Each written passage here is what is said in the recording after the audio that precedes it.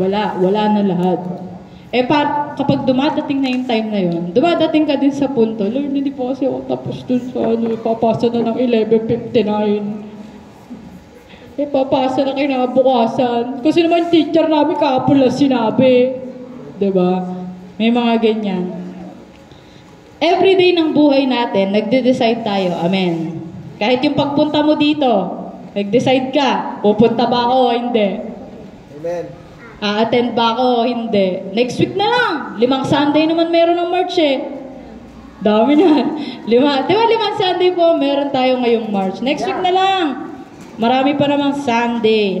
Diba? Free will. Kalayaan natin na makapag-desisyon ng mga gagawin natin or hindi gagawin. Ang tanong, eto, pangalawang tanong. Meron ba talaga tayong free will? Meron po tayong free will? Of course! Meron tayong free will, of course. No bashing. Si ano yan? Si Small yan. Of course. Kasi kung wala, hindi ka makakapagsabi sa mga tao, hindi tayo ginawang robot ng Diyos. Diba? Hindi mo yun masasabi sa ibang tao, hindi tayo ginawang robot ng Diyos kung ikaw, ikaw walang free will. No? Balikan po natin sa simula, yung sa Genesis. Kay Eva at Adan, sa Book of Genesis, mula kay Eva at Adan, di ba nilagay sila ng Diyos sa Garden of Eden. Tapos, sinabi sa kanila ng Diyos, pwede niyong kainin lahat ng bunga ng puno na natatanaw nyo, except lang dito sa punong to. Maliban lang sa nag-iisang punong to. Di ba? Anong puno yon? Ayun yung bunga na kapag kinain mo, makakapagsabi ng tama or mali. Kumbaga magbibigay sa'yo ng karunungan.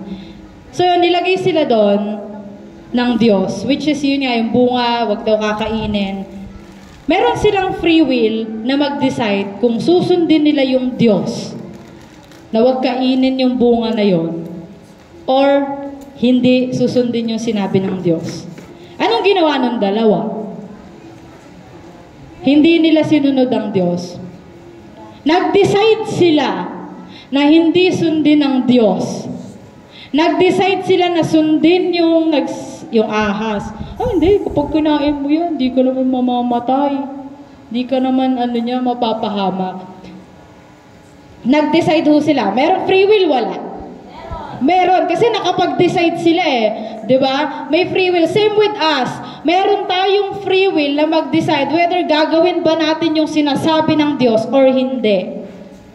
Ewan ko po sa inyo, kapag nakikipag-usap kayo sa Lord, may mga pinapagawa sa inyo ang Diyos. Anak, eto, gawin mo to ng gantong ganto, ganyan. Meron tayong free will kung susundin ba natin yung sinasabi ng Diyos or hindi.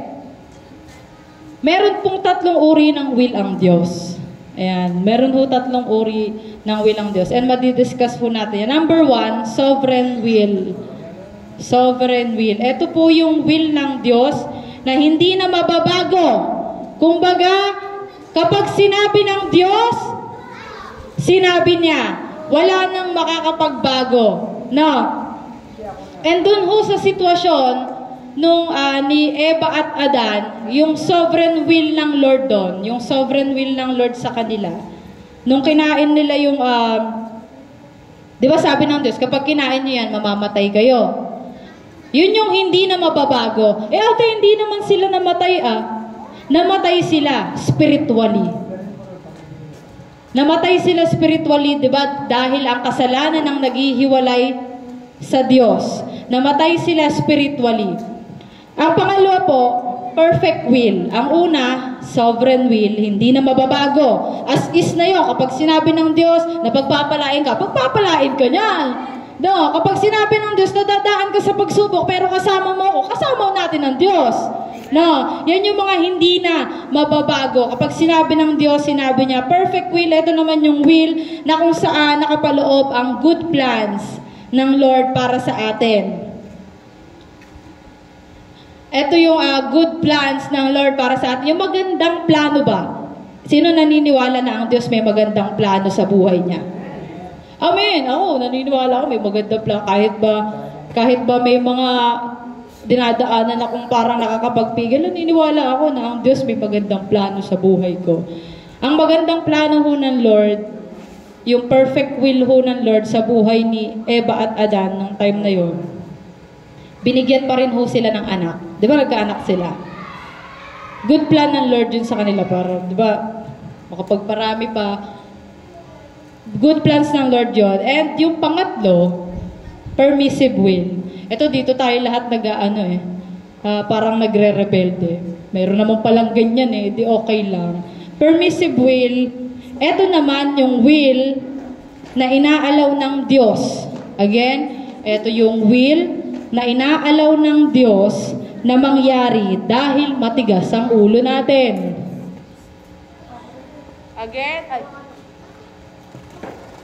Again, ang permissive will po ay ang will na inaalaw ng Diyos na mangyari dahil matigas ang ulo natin. Doon naman po, sa permissive will na nangyari kay Eva at Adan, inalaw ng Lord, kahit alam niya magde-decide to na hindi sundin yung sinabi ko, inalaw ng Lord, nung kumagat sila dun sa bunga na yon. Kumagat sila dun sa bunga ng puno na makakapagsabi ng tama or mali. Yun yung naging permissive will dun sa senaryong yon. Again, number 1, ano yung una?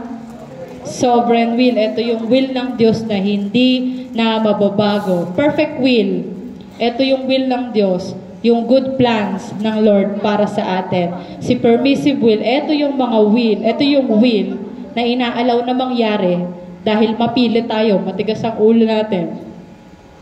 Yun pala naman ate, meron naman palang meron naman pala akong kalayaan mamili. Meron naman palang ganyan. Meron naman pala akong kalayaan na gawin lahat ng gusto ko Pumapayag naman pala ang Diyos. Pumapayag naman pala ang Diyos. Kukulitin ko lang pala ang Diyos Araw-arawin ko lang pala ang Diyos papayag pala siya Kapatid, we have to be reminded about this. Sa pinag-uusapan natin, kailangan nating mapaalalahanan. Yes, nilikha ng Diyos ang sangkatauhan ayon sa kanyang wangis. Sino dito ang kawangis ang Diyos? Wala. Mga kanya-kanya, hindi, kamukha ko tatay ko No, hindi.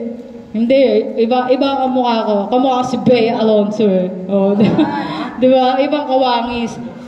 Nilikha ng Diyos ang sangkatauhan ayon sa kanyang wangis. At kasama doon yung pagbibigay sa atin ng kalayaan na mamili. Nilikha tayo ng Diyos ayon sa kanyang wangis at binigyan pa niya tayo ng kalayaan na mamili, which is yun nga pinag-uusapan natin, free will. Pero yung free will na yon ay hindi ibinigay sa atin just to satisfy or please our desires. Hindi yun ibinigay sa atin para lang isatisfy yung gusto natin. Ay, marami akong pwedeng gawin pala. Hindi yun ibinigay sa atin para lang sa sarili natin. Ibinigay yun, ipinagkaloob ito sa atin to please the Lord. To use it for His glory. Pinagkalooban tayo ng kalayaang mamili na piliin ang kalooban ng Diyos. Na sundin ang kalooban ng Diyos.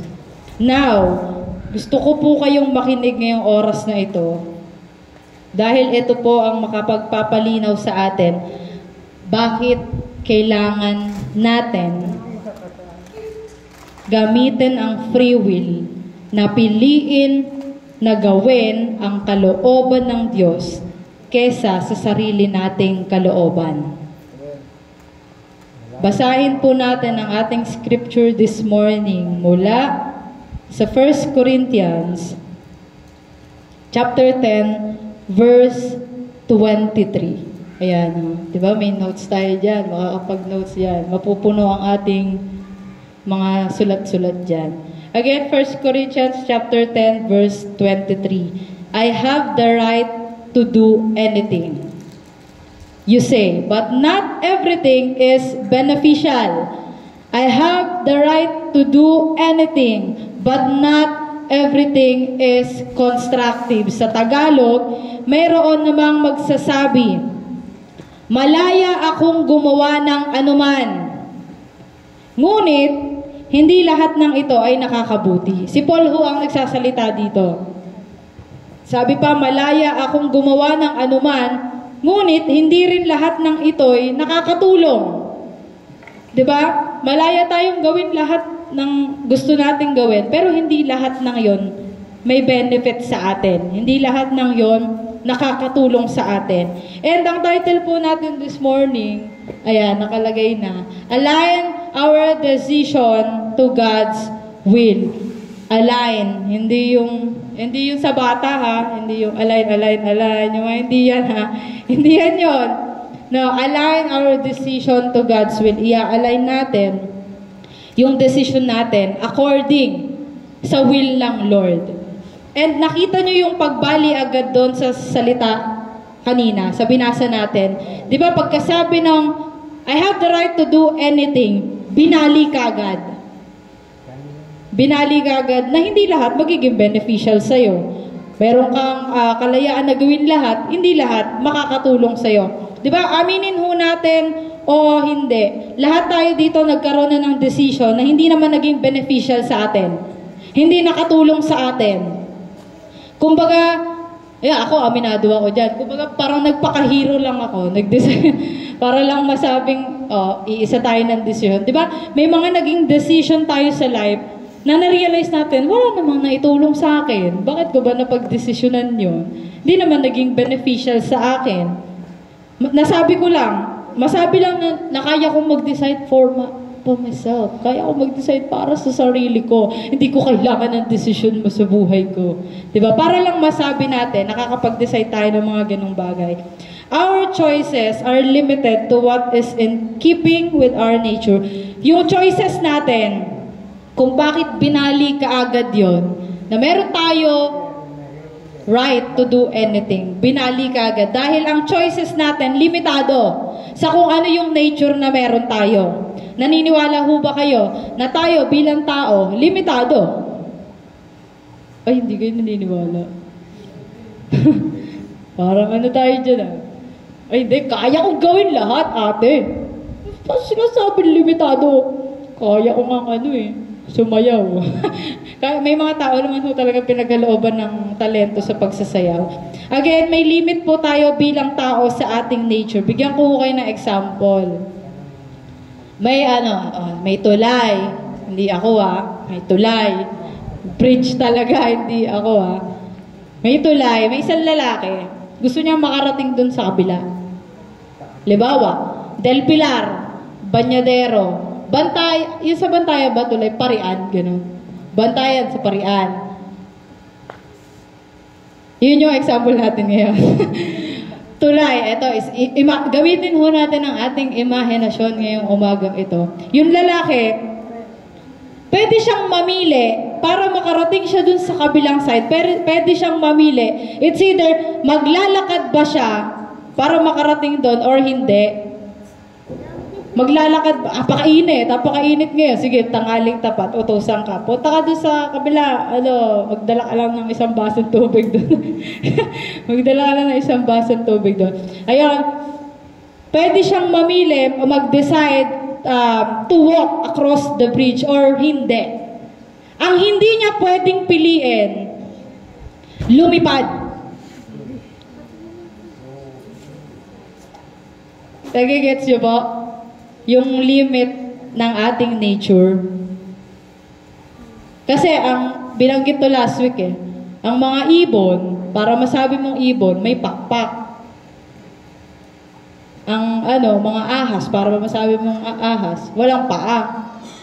May nakita na po kayo ng ahas na may paa. Hindi tayo magsasabi ng tao yan, tao. No. Ahas talaga yung animal, yung ahas talaga. Nagaan yung no, naging best friend. Naging best friend. Hindi niya pwedeng sabihin, ay tinatamad akong maglakad, lilipad na lang ako. Pakaangas mo naman nun. No, lilipad na lang ako. Hindi pwede yon kasi ang nature ng isang tao, hindi naman para lumipad. No. Hindi, ate, sa TV nga may mga nalipad. Sa TV yun. Mga ano yun, may edit yun. Sige nga, ho. May mga magsasabi pa dyan, hindi, ate, sabi mo, makapangyarihan ng Diyos. Walang imposible sa Kanya. Anak ako ng Diyos. Pag gusto ko lumipad, lilipad ako. Teka lang. Para naman tayo umaano dyan. Sige nga, ho. Try nyo mag-decide. Parang gumising ka ng isang umaga, gusto mong lumipad. Lord, parang gusto mong lumipad, umakyat ka sa mataas na building, tumalon ka. Lord, lilipad ako ha. Lord, kaya mo to ha. Lilipad ako, tumalon ka. Nakatulong sa'yo, hindi. Hindi. Kasi, imbis na nakatulong sa'yo, ikipinahamak mo pa. Ang worst pa nun, namatay ka, literal, lumipad ka, fly high, or ano yun, rest in peace. Diba, fly high, soar high. Diba, yung mga ganyan, tuluyan ng lumipad, hindi na nakabalik. Diba, ang tao, yung nature ng tao, limitado yan. Limitado yan sa ipinagkaloob ng Diyos. At hindi natin pwedeng isisi yun sa Lord. Oh Lord, sabi mo, kalooban mo, ikaw yung nag-decide nun. Tayo, free will. Free will natin yon. Tayo yung nag-decide na lumipad nung time na yon. Hindi naman sinabi ng anak, gising ka nga ngayon, lipad ka. Diba? Hindi naman nagpapaganon ng Lord. Hindi natin pwedeng isisi sa Lord yan kasi tayo ang nag-decide nun without even thinking practically and spiritually. Practically kasi, tao, hindi naman niya makakalipad ang tao kung may mga suot sila na para lumipad. Di ba yung mga parachute? Mga ganyan. Ano pa ba yung mga iba para lumipad? Basta, limitado. Nagigets niyo po yung point dun sa part na yon kung bakit sinabi dun na pwede nating gawin lahat. Pero hindi lahat magbe-benefit sa atin. Pwede nating gawin lahat, pero hindi lahat makakatulong sa atin. Meron tayong free will, pero meron din ho tayong limitasyon sa mga bagay-bagay. Kaya nga palaging ipinapaalala sa atin na maging matalino tayo sa lahat ng oras. Maging matalino tayo sa lahat ng oras kasi hindi lahat ng pwede at gusto nating gawin ay makakatulong for us. Diba? Sabi, be wise. Lagi sinasabi yan ng Lord sa kanyang salita, maging matalino ka. Kasi, ang mind over emotion. Kasi kapag nauna si emotion, talo na. No, nagkakaroon na tayo ng decision na sa huli, pagsisisihan. That's why mind over emotion. Ayan, yung nature ng human is limited. Ayan, basahin mo natin. Why we should decide to obey the will of God even if we have the ability to decide on our own. Bakit tayo magde-decide na sundin ang kalooban ng Diyos kahit na meron naman tayong ability na mag-decide para sa sarili natin? Sabi sa 1 Corinthians chapter 10 verse 23, kasi hindi lahat ng ginagawa natin is good for us. Hindi lahat ng ginagawa natin nagbe-benefits for us, nagiging beneficial, nagiging tulong. No, hindi lahat nakakatulong. Ayan, kasi yung nature nga ng isang human ay limitado. Human, ayan, maganda yan. Human can do ordinary things. God can do, ano nakasulat? Extraordinary. Extraordinary. Extra ang Diyos, ikaw ordinary lang. No, kung bakit dun sinabi na kahit may sarili na tayo, kahit may ability na tayo mag-decide para sa sarili natin, sundin pa rin natin ang kalooban ng Diyos. Kasi nga, di ba, His ways are higher than our ways. No, extraordinary ang ating Diyos. And this is the thing, kapatid, dun sa part ng pag-align ng ating desisyon sa God's will. Hindi ito para tanggalan ka ng karapatan mag-decide para sa sarili mo. Again, yung title ho natin, hindi para tanggalan ka ng karapatan na mag-decide para sa sarili mo. Pwede pa rin ho nating ilapit sa Diyos yung mga bagay na gusto nating gawin. Again, kapatid, pag sinabing i-align ang ating desisyon sa kalooban ng Diyos, hindi para yung tanggalan ka ng karapatan mag-decide para sa sarili mo. Di ba may mga ganyan may mga ganyang mga senaryo sa buhay natin na feeling natin tinatanggalan tayo ng rights. Buhay ko to bakit ikaw magde-decide para sa sarili ko? No, dito sa bagay na to, sa Diyos, sa pinag-uusapan natin, hindi tayo para tanggalan. Pwede pa rin tayong maghain sa Diyos ng gusto natin. Sino po dito na may mga pangarap na inihahain sa Diyos? Diba, pangarap na makapagtapos. Lord, pangarap ko makapagtapos ng pag-aaral. Inihahain natin yan sa Diyos. Sino dito? Lord, pangarap ko yung maiahon yung pamilya ko sa hirap. Inilalatag natin yan sa Diyos. Pwede pa rin natin yang gawin.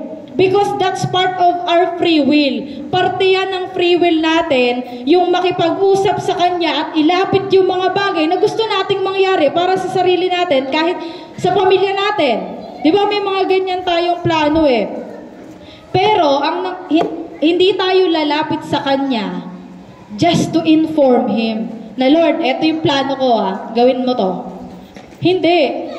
Lalapit tayo sa Kanya para i-involve siya doon sa inihahain natin sa Kanya. Again, magkaiba po yung ini-inform mo lang ang Diyos sa ini-involve. Ini-inform, sinasabi mo lang sa Kanya kung ano yung gusto mo mangyari. Pero kapag in-involve mo na siya, hinihingan mo na siya ng opinion sa gusto mong mangyari. Nagigets po ba natin sa mga groupings? Diba may leader, may members, may mga leaders na nag-i-inform na lang, eto yung gagawin mo, eto yung gagawin mo, eto yung gagawin mo. Parang wala ka ng say. Hindi ka parte nung grouping sa ginagawa nyo. Ini-inform lang kayo ng leader na mga dapat nyong gawin. Pero may leader na ini-involve yung member. Ano yung gusto mong gawin dito sa part mo? Ano yung gusto mong gawin dito sa part mo? Ganon sa atin sa Diyos. Huwag lang natin siyang basta i-inform na, Lord, eto yung plano ko. I-involve natin ng Lord. Lord, eto po yung gusto kong mangyari. Ano po yung sa tingin niyo dapat gawin? Ano po sa tingin niyo yung mga dapat tanggalin? Mga mali dyan sa mga inihain ko sa'yo. Ini-involve natin ng Diyos. Diba kasi sabi sa Proverbs 16:9, ang tao ang nagbabalak, ngunit si Yahweh ang nagpapatupad. No, ang tao nagpaplano, ang Diyos ang ang Diyos ang ang tao ang nagpaplano, pero ang Diyos ang nagpapatupad ng planong 'yon. Di ba sabi din sa Isaiah 55 verse 9, as the heavens are higher than the earth, so are my ways higher than your ways, and my thoughts than your thoughts. Di ba? Sabi doon again, kapag lumapit tayo sa Diyos, hindi lang basta gusto natin siyang i-inform. Ini-involve natin ang Diyos. Sino po dito yung gusto na lahat ng kagustuhan niya o ng mga gusto niyang mangyari sa buhay niya, mga pangarap niya, mangyari? Ayaw niyo mangyari yung pangarap niya. Tapusin natin to. No? Sino dito yung may mga pangarap na gustong mangyari in the future? I-involve natin ang Diyos sa mga pangarap na yan. And may 5 akong babanggitin na pwede nating matanggap, maranasan kapag yung desisyon natin naka-align sa kagustuhan ng Diyos. Una, again, things that we can get when we align our decisions to God's will. Una, it will give you inner peace. Bibigyan ka nito ng tunay na kapayapaan. Kapag inalign natin yung decision natin sa kagustuhan ng Lord, bibigyan ka nito, una, ng inner peace. Ng tunay na kapayapaan. Ewan ko po sa inyo kung nakaranas na kayo na may mga naging prayer kayo dati. Tapos, nung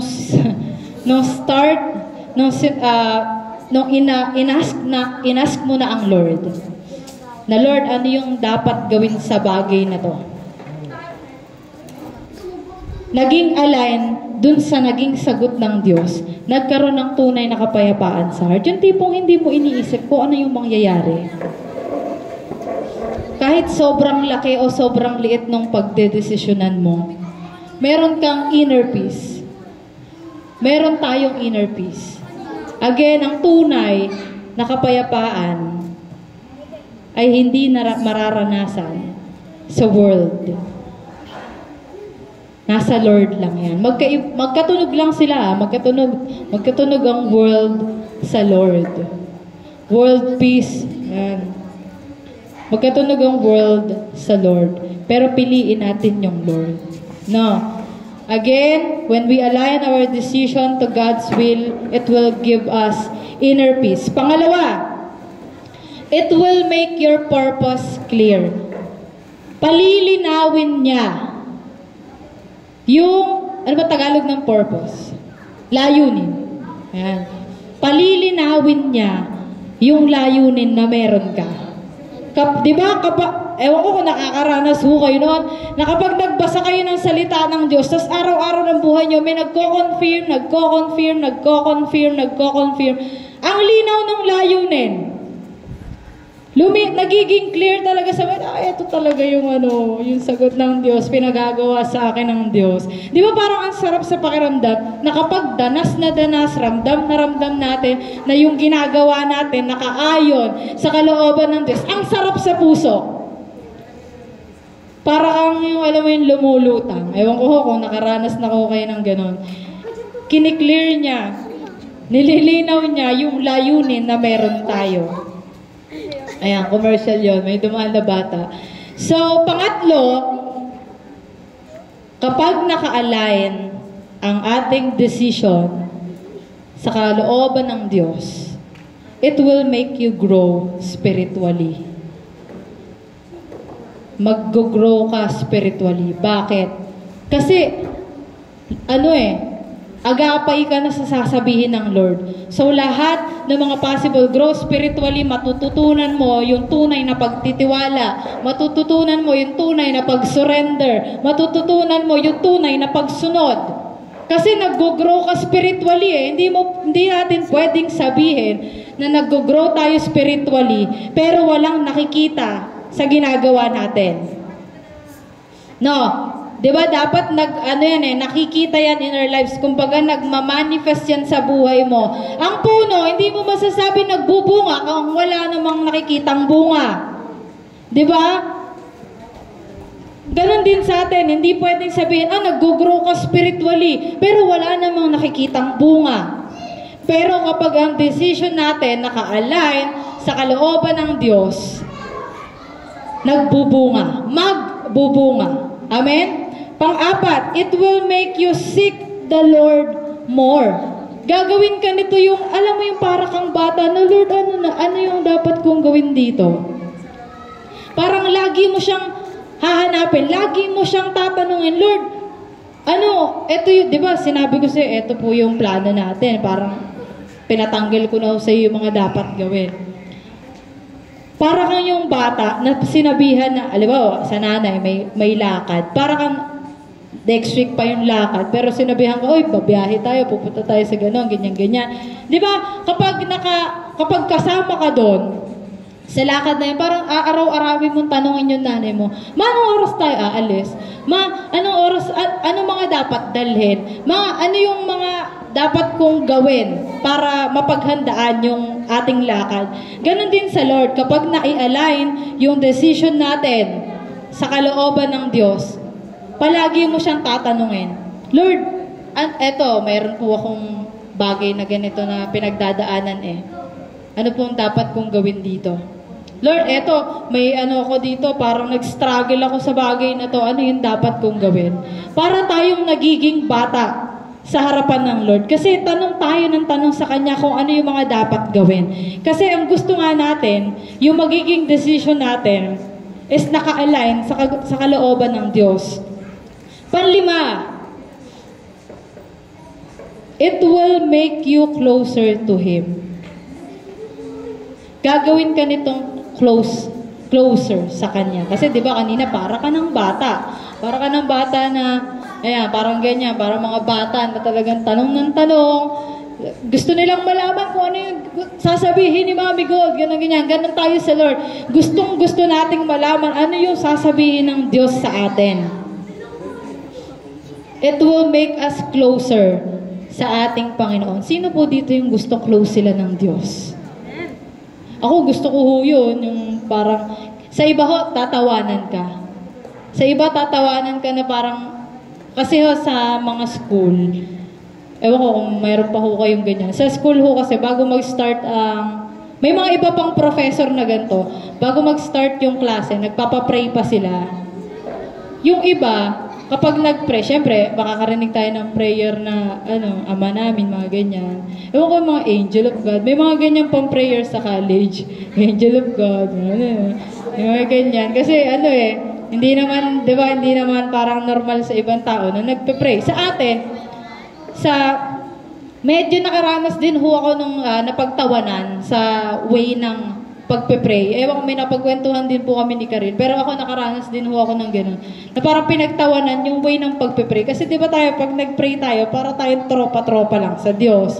Yung parang, kasi nga, feel mo, close tayo sa Diyos So parang ang ganap nun, pray ako nun, pero yung way ng pagpe-pray, syempre, dahil hindi naman kamananampalataya yung mga kasama, may ingat pa din doon sa ginagawa. Kung bagay yung parang proseso lang o yung way lang ng pagpe-pray, yung medyo nakaano. So, pagkatapos kong mag-pray, sabi nila, nagtawanan talaga sila, tapos sabi nila, parang yung tropa ng Diyos feeling close ka sa Kanya, ginaganunan ako.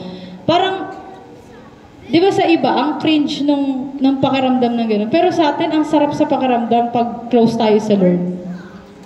Kasi, di ba, kapag close tayo sa Lord, ibig sabihin nun, kung ano yung sabihin niya, maririnig ka agad natin. Di ba? Maririnig ka agad natin kapag malapit. Ayan nga, nasa likod mo, bumulong lang yan sa'yo ng kung anong chismis, naririnig na natin Di ba? Kapag sa Lord, naka-align yung kalooban na, yung decision natin sa kalooban niya, nagiging close tayo sa Kanya.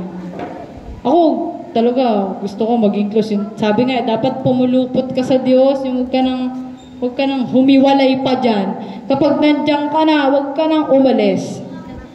Again, yun po yung mga lahat ng bagay na maaari nating makuha, matanggap, kapag yung decision natin naka-align sa kalooban ng Diyos. And, for us na makuha yan, to get that, may kailangan tayong itigil na lagi nating ginagawa at may kailangan tayong simulan na karamihan sa atin hindi ginagawa.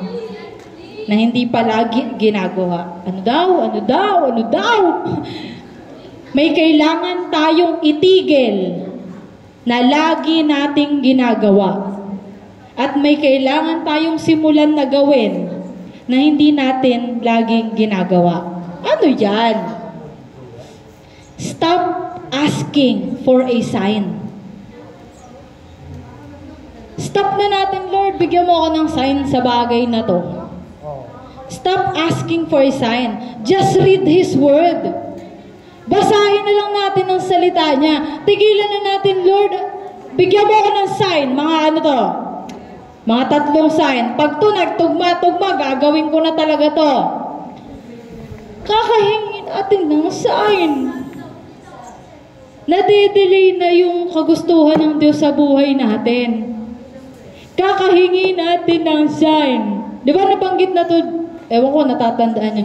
Kakahingi natin ng sign, yung opportunity na para sa atin, nag-resign na. Lumipas na kasi.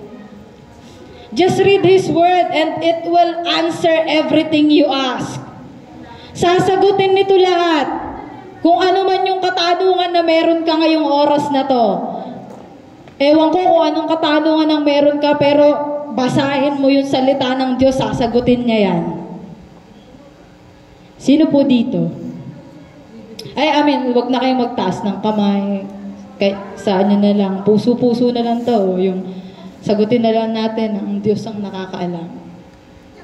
Nakakalimot na magbasa. Diba? Stop asking sa mga senyales. Kasi yung mga senyales na yan, pwede kanyang laruin. Pwede kanyang, yung alam mo yung iligaw. Di ba may mga sign na nakakaligaw? Kasi ang mga sign, pwedeng gawin lang yan. Pwede yung anuhin ng enemy, guluhin ng ganyan-ganyan. Pero, ang salita ng Diyos, hindi kayang guluhin ng enemy yan. Again, ang sign na hinihingi natin sa Diyos, pwedeng guluhin ng enemy, pero ang salita ng Diyos, hindi yan magugulo ng enemy dahil ang salita ng Diyos ay kumpleto. Hindi na pwedeng dagdagan, hindi na pwedeng bawasan. Kumpleto na. Kaya sa dulo, yung pinakahuling salita na binanggit doon sa Book of Revelation, ano yung huling salita? Oy. Amen. Di ba? Kumpleto. Tapos na. Wala nang idadagdag. Di ba kapag, sa atin kasi pag nagpe-pray tayo, pag naka-amen na, may pinaalala ang Lord, nakakapag-pray ulit tayo. Pero once na mag-amen na tayo, natatapos. No? Again, tigil na natin yung mga sign na yan. Ang tawag doon? Mag-relay ba? Mag-relay na lang tayo sa salita ng Diyos. Kasi yung salita ng Diyos na yan, yung Biblia, smartest book yan, napag-usapan din namin yan. Smartest book. Bakit siya tinawag na smartest book? Diyan nakapaloob lahat ng pwede mong gawin para umayos ka lang. Di ba may ito yung manual ng tao eh. Dito nakalagay kung paano nilikha, paano nagkasala, paano naging matigas ang ulo, paano umayos, paano sumunod. Kahit yung problema sa pag-aasawa, nandyan yan. Problema sa pagsunod, nandyan yan. Problema sa sarili, nandyan yan.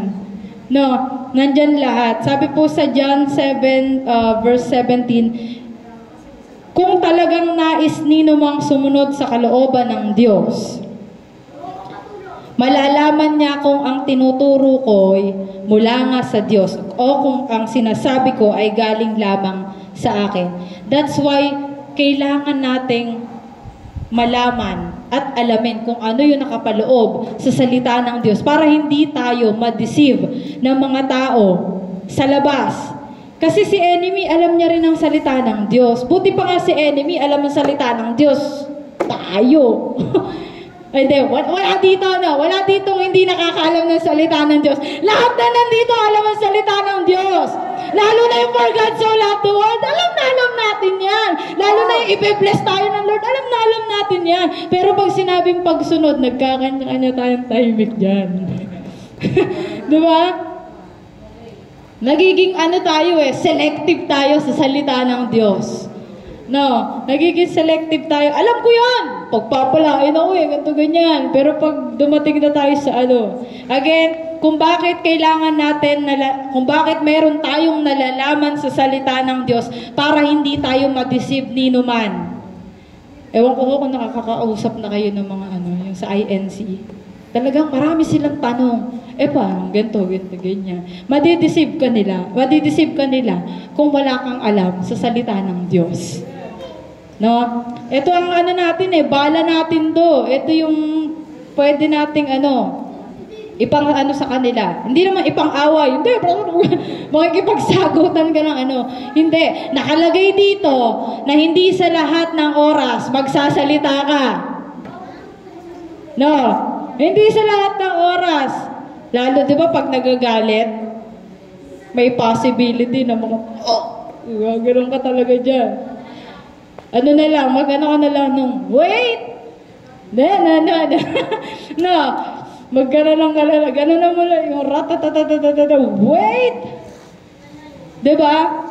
Nandito lahat. Walang ibang pwedeng makapagbigay sa atin ng eksakto at klaro na salita about sa kung ano yung kailangan natin, kundi ang salita ng Diyos. No, walang iba. Hindi mo yung mababasa, hindi mo mababasa kung ano yung pangangailangan mo sa dictionary ni Merriam-Webster. No, hindi mo yung mababasa sa libro na yan. Alam niyo po ba, in psychology, ayan, as a psychology student, na babaliw na din. Ayan, as a psychology student, ayan, inaaral po namin na ang isang tao, para makapag-decide siya ng tama, ito sa psychology, para makapag-decide ang isang tao ng tama, may mga kailangang tignan na aspeto, napakaraming aspeto. May kailangang i-check na napakaraming aspeto. Hindi naman po, sa sobrang dami, may mga babanggitin ho ako sa inyo. Kasi ang dami ho talaga. Napakarami ho talaga ng mga inaaral namin. Na minsan, napapatanong na ho ako kung kailangan pa ba namin to sa pag-aaral or hindi. Pero going back po, sa psychology, ang isang tao, para makapag-desisyon siya ng tama, maraming aspeto yung tinitignan. And una pong tinitignan ng isang psychologist, ng isang psikologista na, meron ng degree, kasi hindi pa ho kami pwede, nag-aaral pa lang ho kami. Unang tinitignan ho ng isang psychologist is yung perspective ng isang tao. May kanya-kanya ho tayong perspective. Naniniwala ho ba kayo? May kanya-kanya tayong paniniwala. Na base yan sa mga kinalakihan natin, kumbaga sa culture na meron tayo. Iba't ibang bahay tayo ng kinalakihan. Iba't iba rin yung way ng pagpapalaki sa atin. So, tinitignan niya ng psychologist kung bakit ka nahihirapang mag-decide, ano bang environment yung meron ka? Bakit ganyan yung perspective na meron ka? Pangalawa ho, tinitignan nila yung emotional state ng isang tao. Ano ba yung kaya netong i-handle na sitwasyon? Kapag ba ito, dumanas na ng ganitong sobrang bigat na pagsubok, hindi na makakapag-decide ng tama. Tinitignan nila yung emotional state, yung kakayahan, yung cultural context na meron. Yun nga yung nabanggit ko kanina, may kanya-kanya tayong culture. Maraming aspeto, sa sobrang dami. Meron pa ho na nakapag-decide ang isang tao base lang dahil stress siya. Di ba kapag stress tayo, may nagiging decision tayo na hindi natin alam na-decide pala natin gawin yun. Meron din naman ho, out of anger, nakakapag-decide tayo. Out of our happiness, nakakapag-decide. Yan yung mga tinitignan sa psychology kung bakit nakakapag-decide ang isang tao. Pero tayo, bilang anak ng Diyos, we only need to consider one aspect for us to make a wise decision. Para tayo makapag-decide ng tama, meron lang tayong kailangan tignan na iisang aspeto. Hindi ho dahil sa nine-neglect natin yung mga bagay na napag-usapan kanina, may part din po kasi talaga sila. Pero tayo, bilang anak ng Diyos, isa lang yung dapat nating tignan.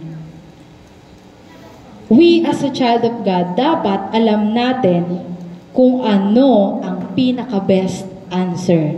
Alam niyo po ba kung ano ang pinaka-best answer?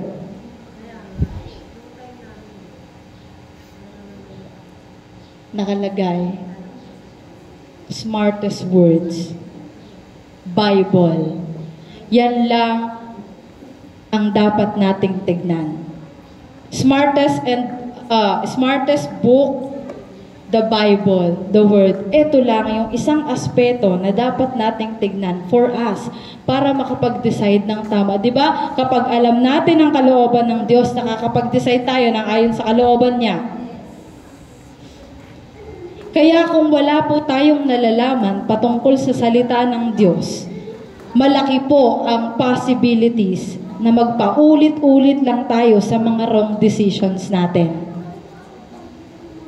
Ako ho, naranasan ko na ho yan. Dahil nga ho, wala akong nalalaman sa kalooban ng Diyos, tatamad-tamad ho ang taong ito magbasa ng Bible. So kapag nagde-decide ako, may mga nagiging resulta na talaga namang hindi nagiging maganda. And nagpapaulit-ulit siya. Sabi ko, Lord, ba't nagpapaulit-ulit na lang to? Ang sagot sa akin ng Lord, check mo yung sarili mo. Ano yung ginagawa mo? Again, kung wala tayong nalalaman sa salita ng Diyos, magpapaulit-ulit lang yung wrong decisions na meron tayo. Sabi nga, di ba, kung bakit kalooban ng Diyos ang dapat nating sinusunod at hindi yung sa atin. Di ba sabi sa Proverbs chapter 3 verse 5 to 6? Ano sinabi dyan? Trust in the Lord with all your heart and lean not only on your own understanding. In all your ways, submit to Him and He will make your path straight. Bakit kailangan sa kalooban ng Diyos at hindi sa will natin? Kahit naman may ability tayo mag-decide para sa sarili natin. Pero bakit kailangan sa Diyos? Paulit-ulit na ho nating nasabi yung kanina, His ways are higher than our ways. And yung tayo ay limitado. Bilang tao, tayo ay limitado. Kaya, hindi ho natin tinatanggal yung karapatan natin na mamili. Nasa sa atin po iyon. Kung susunod ba tayo? Kung magde-decide ba tayo? Kung gagamitin ba natin yung free will na ipinagkaloob sa atin para sundin yung kalooban ng Diyos para sa atin? Again, read His Word, kapatid. It's time. Kung ngayon nahihirapan ka, paano simulan? Saan sisimulan? Kasi 'di ba yan, kapag napatigil na tayo sa isang bagay, parang ang hirap-hirap bumalik.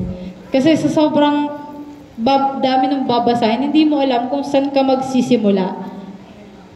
And isa lang ho yung masasabi ko about dyan, kasi nag-struggle din ho ako dyan.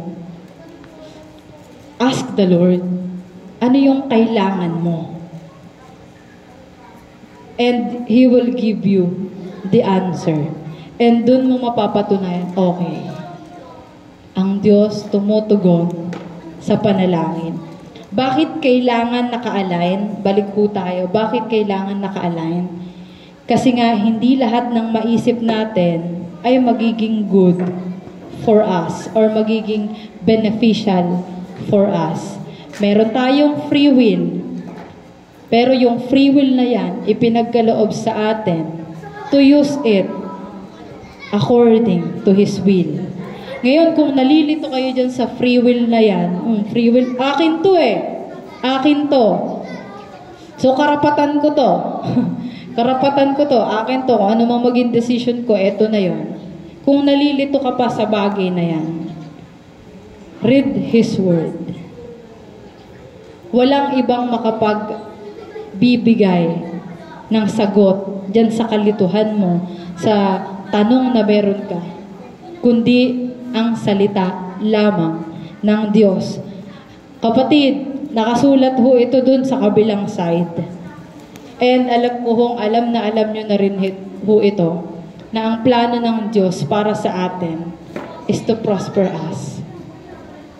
No, for I know the plans I have for you. Plans to prosper you. Diba? May mga, ayan. Yan ho ang plano ng Diyos para sa atin. Ngayon umaga ho ito, kung ano man ho ang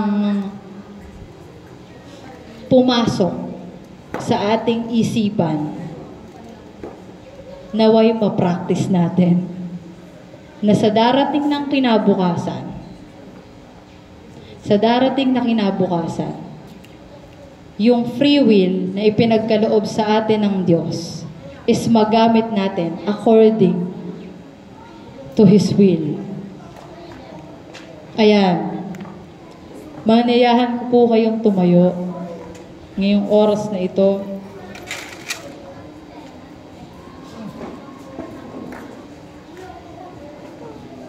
Nagkaroon lang ho tayo ng simpleng mensahe ngayong oras na to, ngayong umagang ito.